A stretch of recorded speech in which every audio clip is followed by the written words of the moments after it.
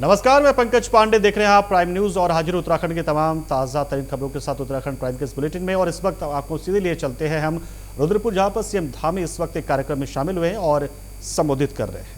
Member ऐसे हम सब के मार्गदर्शक पिता तुल्य हमारे बुजुर्ग आदरणीय DN मिश्र जी, हमारे सुभाष चतुर्वेदी जी के सुपुत्र और जिनसे बहुत लंबे समय से मेरा व्यक्तिगत संपर्क रहा है, आदरणीय समीर चतुर्वेदी जी, भाई विवेक सक्सेना जी और किच्छा क्षेत्र के पूर्व विधायक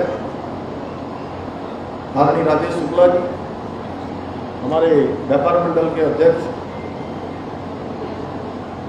गुरमीत जी एवं सभी यहाँ पर उपस्थित। अपने सामने हमारे परिहार जी हैं, दत्ता जी हैं, दोनों भाई, हमारे जिलाधिकारी जी और IG SSP चौहान साहब, चुग साहब और हमारे सभी मल्होत्रा जी समेत हमारी खजाना जी से लेकर अब मैं किस किस का नाम लूँ। अगर मैं नाम लूँगा तो मैं रुद्रपुर में जो है बहुत सारे लोगों को, हमारी रावत बहन जी कह रही होंगी मेरा नाम तो सभी जानते हैं, ले नहीं रहे, लता जी, गोरा जी, राम बाबू जी, सभी उपस्थित, सभी हमारे रुद्रपुर के सभी पदाधिकारीगण, सभी इस कार्यक्रम में पधारे उपस्थित सभी भाइयों एवं बहनों, हमारे सभी नगर निगम के जिन्होंने बड़ी संख्या में आज जब हमारा कार्यक्रम शुरू हुआ, आज नगर की शुद्धता के लिए, यहाँ की उन्नति के लिए, राज्य की उन्नति के लिए, देश की उन्नति के लिए जो उन्होंने हम सब के हाथों बहुत ही शुद्ध वातावरण निर्मित हो, इसके उद्देश्य से जो हवन करवाया, ऐसे सभी मेरे पर्यावरण मित्र, मेरे सभी भाई, मैं उनका भी धन्यवाद करना चाहता हूँ क्योंकि उन्होंने विशेष रूप से आज एक शुभ काम यहाँ आज हम सबके हाथों करवाया। आज के इस कार्यक्रम के माध्यम से रुद्रपुर में लगभग 24 करोड़ से भी अधिक विकास की योजनाओं का यहाँ पर लोकार्पण हुआ है, जिसमें नगर निगम का नवनिर्मित सभागार जिसमें हम बैठे हैं, ये सभागार जो कि बहुत ही शानदार बना है, हाईटेक तरीके से इसका निर्माण हुआ है, इसके ऊपर भी इसका निर्माण होना है और जैविक कूड़े से कंप्रेस्ड बायोगैस प्लांट सहित सड़क निर्माण के अनेकों कार्य इसमें शामिल हैं। भाइयों बहनों, ये जो कंप्रेस्ड बायोगैस बनाने के लिए जिस प्लांट का आज लोकार्पण किया गया है, जो आज यहाँ प्रारंभ हुआ है, उससे आने वाले समय में निश्चित रूप से जो रुद्रपुर शहर में कूड़े के जो पहाड़ हम सबको दिखाई देते हैं, उससे मुक्ति मिलेगी, उसकी एक शुरुआत हुई है। मैं इसके लिए रामपाल जी को बहुत बधाई देना चाहता हूँ, उन्होंने एक इनिशिएटिव लिया है और आदरणीय प्रधानमंत्री नरेंद्र मोदी जी के नेतृत्व में शुरू किए गए स्वच्छ भारत मिशन के अंतर्गत हमारा लक्ष्य है कि अगले आने वाले वर्षों में 2, 3, 4 वर्षों में शहरों को जो कूड़े के ढेरों से मुक्ति मिले और उन्हें ग्रीन जोन में बदला जाए। हर जगह हरियाली हो, हर जगह जहाँ जहाँ से कूड़ा हटाया जाए उन स्थानों पर पौधारोपण हो। और इस समय में पूरे प्रदेश के अंदर जो हमारा हरेला पर्व 1 माह तक मनाया जाएगा, उसमें सभी विभागों से कहा है कि सभी विभाग अपने अपने स्तर पर सामाजिक संस्थाओं को लेकर, स्वयंसेवी संस्थाओं को लेकर, तमाम प्रकार के जो संगठन चलते हैं, हमारे विद्यालय के लोग, अन्य संस्थाओं के लोग, सब मिलकर बृहद रूप से वृक्षारोपण करें। भाइयों बहनों, आदरणीय प्रधानमंत्री जी के स्वच्छ भारत के सपने को हमने एक प्रेरणा के रूप में लिया है, एक मार्गदर्शन के रूप में लिया और हर शहर को स्वच्छ बनाने का एक शुरुआत की है। और मैं आज आप सबसे जो नगर निगम के सभागार में हैं और जहाँ तक भी मेरी बात जा रही है, मैं रुद्रपुर के सभी लोगों से अपील करना चाहता हूँ कि अपने घर से ही कूड़े का निस्तारण का कार्य प्रारंभ करें। आप लोगों ने देखा होगा, बहुत सारी जगह पर मैं गया हूँ। इस दौरान अनेकों स्थानों पर मैंने, जो हम स्वयं सहायता समूह देखते हैं, हमारी मातृशक्ति काम करती है, इतने जो जिनको हम वेस्ट समझते हैं, विशेषकर हमारी माताएं बहनें उस क्षेत्र में बहुत अच्छा काम कर रही हैं। उस वेस्ट से, अपने घर के ही वेस्ट से वो इतना अच्छा सामान बना देती हैं कि कई बार मैं सच बताऊं आपको, जब उनकी प्रदर्शनी में जाओ या किसी कार्यक्रम में जाओ तो ऐसा लगता ही नहीं कि ये वेस्ट से बना हुआ है रामपाल। ऐसा लगता है कि भाई साहब ये कहीं जो है कोई मल्टीनेशनल कंपनी ने ना बनाया हो। इतने शानदार तरीके से हम बनाते हैं, और जिन वस्तुओं को हम कूड़ा समझकर फेंक देते हैं उन्हें हम रीयूज करें, यानी कि दोबारा से उनका उपयोग करें और उनसे कुछ क्रिएटिव चीज़ें बनाएं। आप जब आप ऐसा करेंगे तो कम से कम आपके घर का कूड़ा घर से बाहर नहीं जाएगा और उसका घर में ही यूज हो जाएगा। भाइयों बहनों, प्रत्येक शहर को ग्रीन सिटी और क्लीन सिटी के रूप में विकसित करने का हमने विकल्प रहित संकल्प लिया है, और आज का ये अवसर हमारी इस संकल्प यात्रा का एक मुख्य अध्याय है, और इसको आगे बढ़ाने का काम भाई रामपाल जी ने किया है, इनकी टीम ने किया है, पूरे नगर निगम ने किया है, और जो संस्थाओं के लोग इसमें शामिल हुए हैं, हमारे सभी पर्यावरण मित्र भाइयों ने किया है। हमारा निरंतर ये प्रयास है कि रुद्रपुर का सर्वांगीण विकास और हमारा ये क्षेत्र उन्नति के नए शिखर को छुए। पिछले दिनों जिसके बारे में अभी शिव जी ने यहाँ से विस्तार से बताया, बहुत सारी जो चीज़ें पहले चूँकि बीच में ये कार्यक्रम, मैं बहुत दिनों से चाह रहा था कि ये कार्यक्रम हो, और रामपाल जी ने भी संकल्प कर रखा था कि जब तक आप नहीं आओगे तब तक जो है मैं कुर्सी में नहीं बैठूंगा, मैं कार्यक्रम नहीं करूंगा। और 2-3 बार कार्यक्रम लगा भी, कार्यक्रम लग गया, एक ही दिन में 2-2 कार्यक्रम लग गए, फिर अचानक जो है कुछ कार्यक्रम चेंज हो गए, तो 3-4 बार ये स्थिति पैदा हुई। उसके कारण से यहाँ पर आने में काफ़ी विलम्ब हो गया। 2-2.5-3 महीना लगभग जो है हम लोग इसके लिए जो पहले होना चाहिए था वो लेट हो गया। इस कारण से कुछ जो घोषणाएं मुझे आप सबके समक्ष करनी थी, ये घोषणाएं हम यहाँ से जैसी ज़रूरत थी इसको देहरादून ले गए थे, और हमने देहरादून से ही कर दी थी। और उन घोषणाओं में जो रुद्रपुर शहर को ट्रैफिक जाम से निजात दिलाने के लिए मल्टी लेवल पार्किंग का प्रस्ताव तैयार हो रहा है, उसको चरणबद्ध तरीके से उसका निर्माण कार्य कराया जाएगा। इसकी मैंने घोषणा की थी। इसके साथ ये हमारा रुद्रपुर, हाँ, रुद्रपुर शहर हमारा एक तरह से उत्तराखंड का द्वार है, और जब हम यहाँ आते हैं, उत्तर प्रदेश के लोग आते हैं, अन्य प्रदेशों से लोग आते हैं, दिल्ली से आते हैं, तो सबसे पहले अगर उनको नैनीताल जाना है, नैनीताल से ऊपर अल्मोड़ा से लेकर कहीं भी मानसरोवर की तरफ जाना है, या खटीमा से टनकपुर होते हुए पिथौरागढ़ की तरफ जाना है, तो उनके लिए ये द्वार है। और रुद्रपुर हमारा केवल रुद्रपुर का द्वार नहीं बल्कि उत्तराखंड का द्वार है। इसलिए हमने उत्तराखंड प्रदेश पर सुंदर स्वागत द्वार का निर्माण एवं NH जो हमारा 87 है उसके मुख्य मार्ग से सिडकुल तक इसका सौंदर्यीकरण किया जाएगा। ये भी मैंने अपनी घोषणा में सम्मिलित किया है। और मोदी मैदान, जिसके बारे में आप सब लोग जानते हैं, कोई ऐसा मैदान इसके आसपास कहीं दिखाई नहीं देता है। और बड़ा एक वाक्य है, मैं आज चूँकि आप सबके बीच में उसको जरूर रखना चाहता हूँ कि अभी प्रधानमंत्री जी की योजना है, सभी हमारे देश के अंदर ऐसे लोग जिनके पास। तो रुद्रपुर में फिलहाल अभी हैं धामी, लेकिन देहरादून से खबर ये भी आ रही है कि मुख्यमंत्री पुष्कर सिंह धामी आज दिल्ली भी जाने वाले हैं।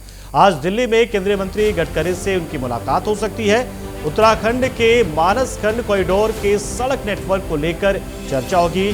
टिहरी के बीच प्रस्तावित टनल को लेकर भी चर्चा हो सकती है। बारिश से सड़कों के नुकसान को लेकर भी चर्चा होगी। दिल्ली प्रवास के दौरान कई केंद्रीय मंत्रियों से उनकी वार्ता हो सकती, मुलाकात हो सकती है। तो 3 दिनों के दिल्ली प्रवास पर है, और आज एक बैठक भी उत्तराखंड बीजेपी की है दिल्ली में, वहां पर भी उसमें शामिल हो सकते हैं। वो उत्तराखंड जो सदन है यहाँ का, वहां पर वो जब रात्रि विश्राम के लिए पहुंचेंगे तो रात्रि विश्राम करेंगे, और वहीं पर शाम में एक बैठक भी है उत्तराखंड बीजेपी की, जिसमें 5 सांसद मौजूद रहेंगे, कि बीजेपी को उत्तराखंड में किस तरीके से इस बार जीत दिलानी, कैसे 5 सीटों पर फिर से कब्जा करना है, इसे तमाम, और कैसे बीजेपी मजबूत होती चली जाए राज्य में, कैसे हर विधानसभा क्षेत्र में मजबूत हो, इसको लेकर बहुत ही महत्वपूर्ण बैठक एक होने वाली है। तो इसी दौरान जब आएंगे तो केंद्रीय सड़क परिवहन मंत्री गडकरी से भी मुलाकात संभव है, और मानस खंड के सड़क नेटवर्क को लेकर यहाँ पर बातचीत हो सकती है, टनल को लेकर बातचीत हो सकती है, टिहरी के, और भी जो सड़क खराब हुई है बारिश के दिनों में उसको लेकर भी चर्चा हो सकती है। तो 3 दिनों के प्रवास पर आएंगे, जाहिर सी बात है कई केंद्रीय मंत्रियों से मुलाकात होगी। इसके अलावा वो पार्टी के शीर्ष नेतृत्व से मुलाकात कर सकते, बीजेपी के शीर्ष नेतृत्व से मुलाकात करते हुए चर्चा करेंगे कि आने वाले दिनों में पार्टी के क्या क्या कार्यक्रम है, सरकार से क्या मदद चाहिए होगी उसके लिए। धामी आज दिल्ली पहुंच रहे हैं, अब से कुछ देर बाद वो दिल्ली होंगे। रुद्रपुर में अभी थे फिलहाल, रुद्रपुर के बाद वो दिल्ली आएंगे और दिल्ली में बीजेपी की बैठक में शामिल होंगे।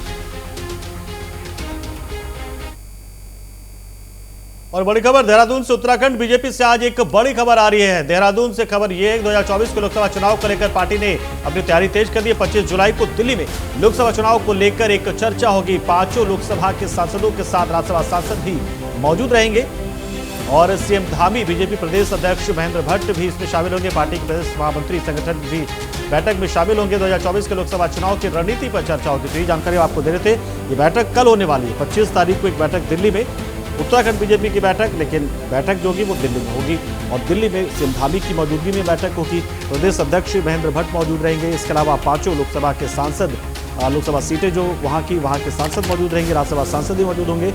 और लोकसभा चुनाव को लेकर अब आगे क्या करना है, रणनीति क्या होगी, कैसे हम ये 5 के 5 लोकसभा सीटों को रिटेन कर ले, कैसे 5 के 5 सीटों पर हमारा कब्जा बरकरार है, इसको लेकर चर्चा होगी। 25 जुलाई को दिल्ली में लोकसभा चुनाव को लेकर ये चर्चा होगी।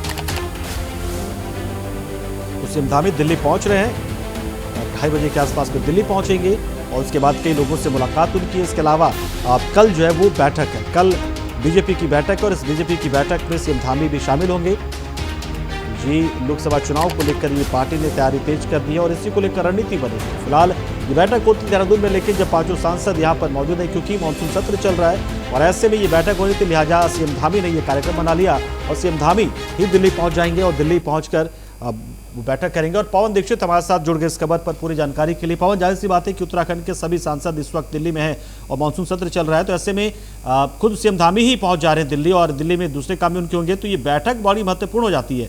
क्या होगा इस बैठक में? बिल्कुल पंकज, आपको बताएं क्योंकि लगातार जिस तरह से उत्तराखंड में जो परिस्थितियां बनी हुई हैं उसको लेकर के मुख्यमंत्री पुष्कर सिंह धामी का एक ही माह में दूसरी बार ये 3 दिवसीय दौरा है। काफी महत्वपूर्ण दौरा है, क्योंकि अब बीजेपी अब पूरी तरह से लोकसभा चुनाव के मूड में आ चुकी है। यही वजह है कि जहाँ एक और महाजनसंपर्क अभियान भी अभी समाप्त हुआ, अन्य जो कार्यक्रम है पार्टी के वो सभी तय किए जा रहे हैं। लगातार जनता के बीच में बनी हुई है पार्टी, और यही वजह है कि 25 तारीख को दिल्ली में सभी बीजेपी के जो सांसद हैं उनके साथ में नरेंद्र मोदी और राष्ट्रीय अध्यक्ष जेपी नड्डा बैठक करने वाले हैं। इस बैठक में सभी बीजेपी शासित जो प्रदेश हैं उनके मुख्यमंत्री भी वहां पर मौजूद रहेंगे। 25 तारीख को सभी सांसदगण मौजूद रहेंगे, राज्यसभा के सांसद मौजूद रहेंगे। तो इसी उद्देश्य से उत्तराखंड से भी, अच्छा, ये उत्तराखंड बीजेपी की कोई अलग से बैठक नहीं है, बल्कि ये वो बैठक है जिसमें पीएम मोदी शामिल रहने वाले, मुख्यमंत्रियों की वो बैठक है ये। बिल्कुल पंकज, ये सभी सांसदों की, सभी बीजेपी शासित मुख्यमंत्रियों की, सभी राज्यसभा के सांसदों की ये बैठक है, और आगामी रणनीति को लेकर इस बैठक में चर्चा हो सकती है। लेकिन ये 25 तारीख को बैठक है, आज 23 तारीख है, यानी कि 23, 24 और 25 इन 3 दिनों तक मुख्यमंत्री पुष्कर सिंह धामी, प्रदेश अध्यक्ष महेंद्र भट्ट, प्रदेश महामंत्री संगठन अजय कुमार दिल्ली में रहने वाले हैं। तमाम केंद्रीय नेतृत्व के साथ उनकी बैठकें होंगी, मुलाकात होगी। जो केंद्रीय मंत्री हैं उनसे भी मुख्यमंत्री की भेंट होगी, और प्रदेश के जो ज्वलंत मुद्दे हैं, प्रदेश में जो विकास के कार्य होने हैं उनको लेकर के अपनी रूपरेखा भी रखेंगे, अपनी प्रेजेंटेशन भी देंगे। और जो केंद्रीय योजनाएं हैं उनके लिए जो बजट आवंटित कराना है या फिर अन्य योजनाओं के बारे में भी तमाम केंद्रीय मंत्रियों से मुलाकात कर सकते हैं। और साथ ही साथ जो लगातार जो अफवाहें, जो बातें जो चल रही हैं, जिसको लेकर के सभी के अंदर ललक है, सभी के अंदर एक उत्सुकता है कि अब मंत्रिमंडल का विस्तार हो सकता है, क्योंकि उत्तराखंड में धामी सरकार में 4 मंत्रिमंडल की जगह अभी खाली है। बिल्कुल, तो मंत्रिमंडल का विस्तार भी हो सकता है, दायित्वधारियों को भी दायित्व दिए जा सकते हैं, इसको लेकर के भी चर्चा हो सकती है मुख्यमंत्री। बिल्कुल, बहुत बहुत शुक्रिया पवन, हमारे साथ जुड़े आप। बहुत ही महत्वपूर्ण दौरा फिर इस हिसाब से हो जाता है सीएम धामी का।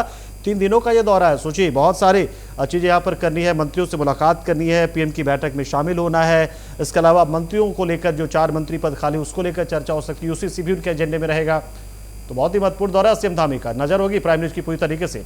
और खबर रुड़की से, जहां पर कृषि मंत्री गणेश जोशी लक्सर पहुंचे। बता दें आपको कि बाढ़ से प्रभावित क्षेत्रों का निरीक्षण कर रहे हैं। वहीं पीड़ित किसानों को बाढ़ से नष्ट हुई फसलों का सरकार से उचित मुआवजा दिलाने का आश्वासन भी उन्होंने दिया है।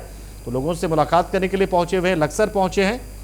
रुड़की के लक्सर में गणेश जोशी पहुंचे और लोगों से मुलाकात करते हुए जो प्रभावित लोग हैं, जिनके बारिश की वजह से काफ़ी परेशानियां हुई है। और अरशद हुसैन हमारे सहयोगी जुड़ चुके इस खबर पर पूरी जानकारी के लिए। अरशद, क्या क्या यहाँ पर होने वाला, क्या क्या कार्यक्रम है? वो विशेष तौर पर सिर्फ ये लोगों से मुलाकात करने ही पहुंचे हैं या फिर दूसरे भी कार्यक्रम में शामिल होने के लिए आए थे? गणेश जोशी पहुंचे हुए हैं।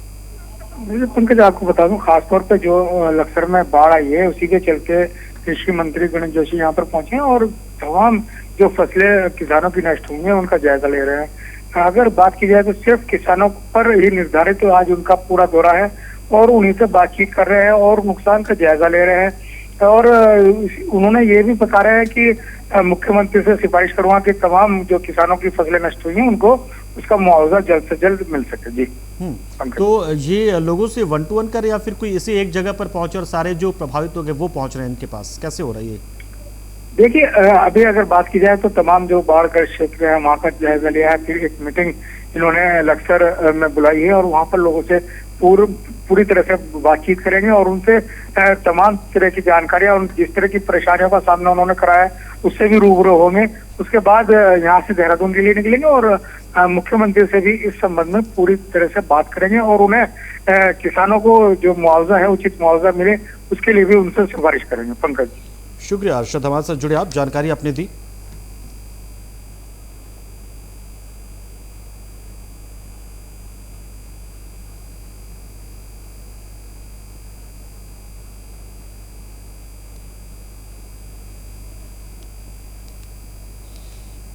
इधर उत्तरकाशी में नगांव गांव के कई घरों में बरसाती पानी घुस गया है, जहां पर करीब 20 से ज्यादा घरों के अंदर 3 फीट तक बारिश का पानी जमा हो गया।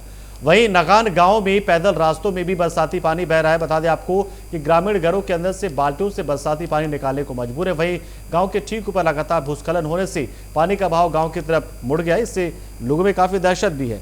लोगों को लग रहा है कि ना जाने प्रकृति कौन सा बदला उनसे ले रही है और वो डरे भी हुए कि कहीं जो भूस्खलन जो हो रहा है उसके चपेट में उनका गांव ना आ जाए।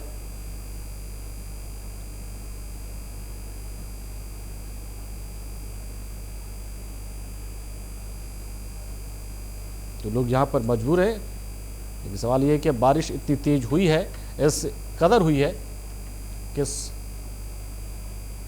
को किसी भी तरीके से आप रोक नहीं सकते, क्योंकि पानी को कैसे भला रोका जा सके।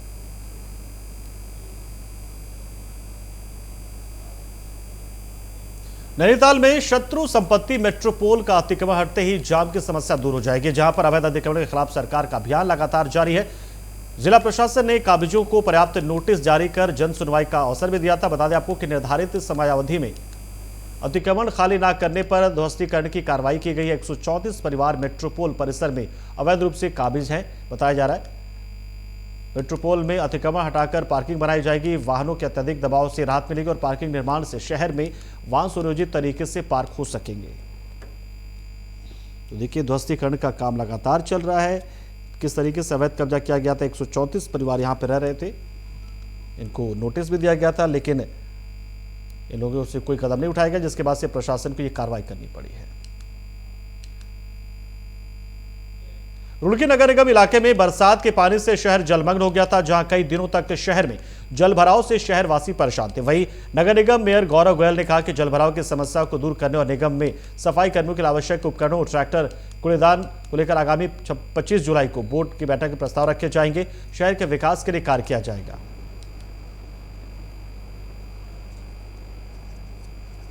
आगामी 25 तारीख को होने वाली नगर निगम बोर्ड बैठक में हमने शहर के विकास के लिए जो पिछले दिनों आई प्राकृतिक आपदा में जिन उपकरणों की कमी रह गई, उन उपकरणों की परचेजिंग के लिए शहर के अंदर लगभग 40 लीज प्रॉपर्टी जिनका रिन्यूअल होना है, जिनके नाम परिवर्तन होने हैं, उनके लिए और शहर के विभिन्न विकास के मुद्दों के लिए हमने बोर्ड बैठक रखी है आगामी 25 तारीख को। और निश्चित रूप से इसके अंदर जो भी बोर्ड तय करेगा शहर के विकास के लिए हम अपनाएंगे योजना।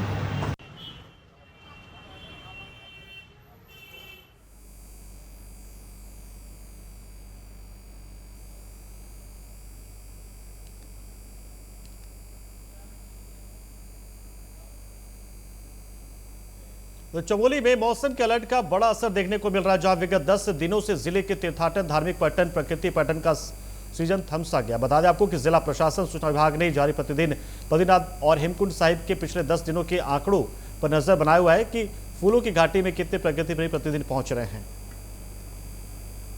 तो देखिए, बारिश की वजह से जिस तरीके से बारिश यहाँ पर जबरदस्त तरीके से हुई है, फूलों की घाटी में भी जो पर्यटक है वो कम पहुंच रहे हैं, क्योंकि बारिश की वजह से फिसलन है, एक तरीके का खौफ भी लोगों में है, लेकिन लोग पहुंच रहे हैं।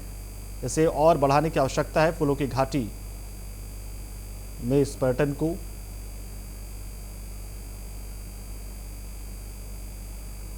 तो देखिए, प्राकृतिक तौर पर ये फूलों की घाटी कही जाती है। अलग अलग तरीके के फूल, भांति भांति के फूल, यहाँ पर रंग बिरंगे फूल नजर आते हैं और ये बहुत ही खूबसूरत सा एक घाटी बन जाती है, फूलों की घाटी बन जाती है। जोशीमठ में चमोली करंट हादसे के बाद से यूपीसीएल विभाग सजग हो गया, जहां विद्युत विभाग ने नगर क्षेत्र के पुराने डेंजर जोन के एलटी विद्युत पोल बदलने को कवायदे तेज कर दी, ताकि चमोली हादसे जैसी घटना दोबारा ना हो। बता दें कि विद्युत कर्मियों और पालिका प्रशासन ने विशेष अभियान चलाकर आम जनमानस के लिए सड़े गले खतरा बने डैमेज एलटी पोलों को बदलने की प्रक्रिया शुरू की है। मुख्य बाजार में ये अभियान शुरू कर दिया गया है। उपखंड अधिकारी विद्युत वितरण उपखंड के निर्देशन में यूपीसीएल के कर्मियों ने युद्ध स्तर पर एलटी पोल बदलने की कवायद शुरू की है, जिसके तहत सुरक्षा की दृष्टि से नगर क्षेत्र की विद्युत व्यवस्था और यातायात व्यवस्था बाधित है, जो शाम तक सुचारू हो जाएगी।